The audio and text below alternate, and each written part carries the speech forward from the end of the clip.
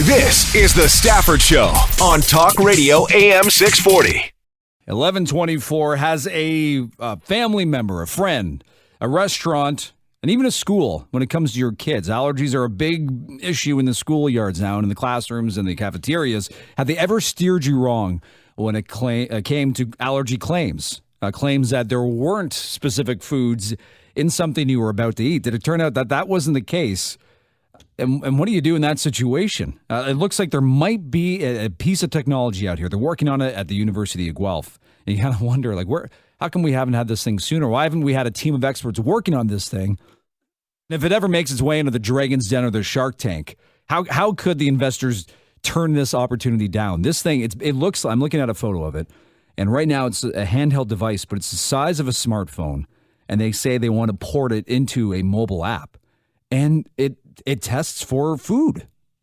It tests for allergens like peanuts. And they want to expand it to shellfish and tree nuts. And it'll tell you if there's anything in your food you're about to eat that will possibly kill you. And it'll tell you how much. And they think this is going to change the face of, the allergy industry. I don't know if that's a proper term to use. But would you use this? And I mean, what kind of issues have you had with people when it came to your allergies and food? How much of a has a wrench been thrown into the gears of your life when it comes to the issues you have? Will emails and says, if you're one of those that is bringing your own food because you don't trust mine, tell me, stay home, and I won't ever invite you again. It's not my responsibility to take care of you and your allergies. It's yours. Don't like it? TFB, have your own dinner party. 416-870-6400, star 640 on cell. Sandra, how you doing? Good, thank you. What's up? You have a 7-year-old son. What's he allergic to? He has complex food allergies, so he's allergic to peanuts, tree nuts, eggs, sesame seeds, fish, and all fish. So every food on the planet almost. So yeah, basically, like, what do you feed this kid? And I get everybody how it's like, don't bring him here because it's too complicated, and unless you live it, you don't really understand how hard it is for these kids growing in this society.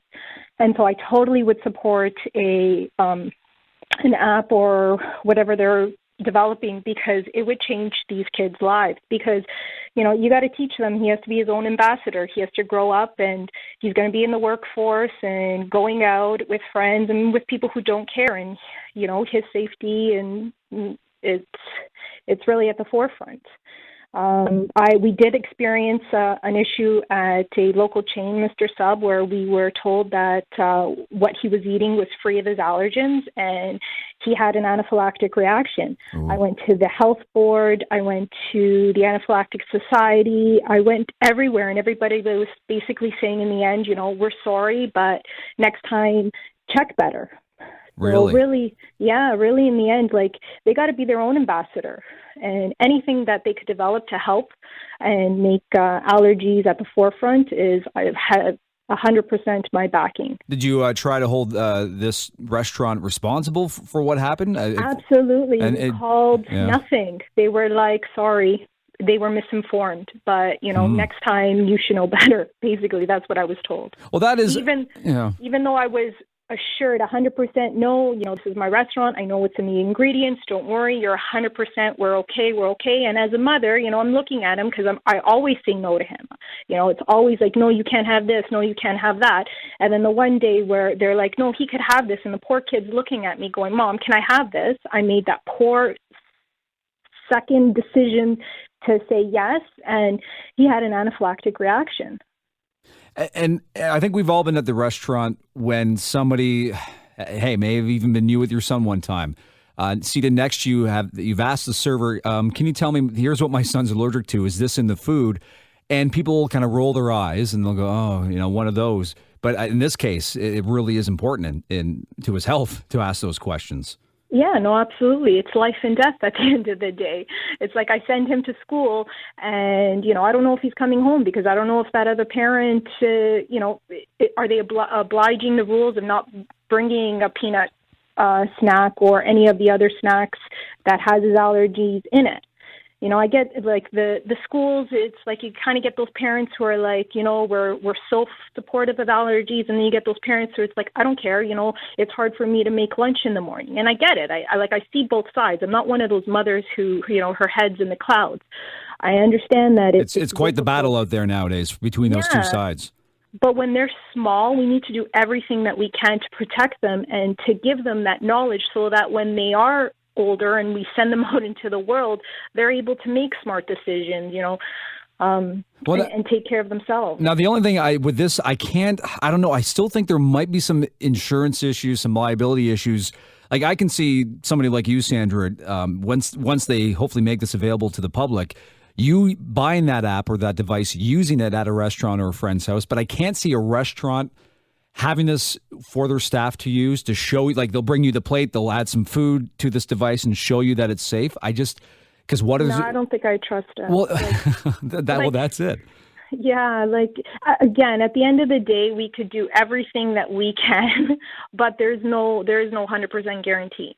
So if you had to turn down friends or families inviting you guys over for, hey, come over for dinner, have you had to turn them down because of the issues? Or bring your own food, that taboo approach. We've brought our own, sometimes, I kind of do it discreetly for him because, again, I don't want it to be like, here comes Massimo again, that's my son's name. You know what I mean? I don't want it to, I try my best to not make it an issue. And it's hard, though, because, people are, and it's just what humans do, but, people are just like, oh, Massimo's bringing his own food again. And they feel, I think in some cases, like it's a slight, but you have to do it.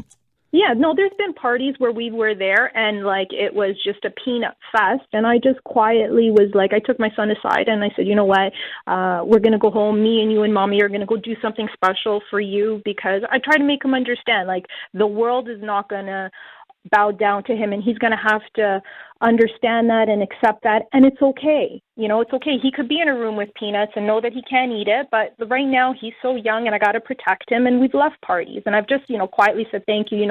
I'm not feeling well, or Massimo's not feeling well. I wouldn't want the hostess to be like, oh, well, you didn't go and do everything for my son, so now I'm leaving your party, because that's not the way the world works. No, actually, there's a study saying that most people use excuses like that. And everybody knows that that's not the excuse, but we're polite people, are we not? Humans. Yeah, we are. And who doesn't love parties, Yeah. Well, Sandra, I appreciate the call. And hopefully, hey, if you feel like reaching out to the professor at University of Guelph, Suresh Neethirajan, maybe they could include you in this study. And, that's awesome. Thank you for covering this. Hey, I appreciate it. When you talk about it, it's just that's all it is knowledge, understanding, and caring for the next person beside you. I appreciate the phone call, Sandra, and the best to you and Massimo. 416-870-6400, star 640 on cell.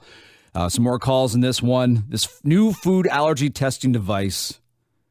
Will you use this?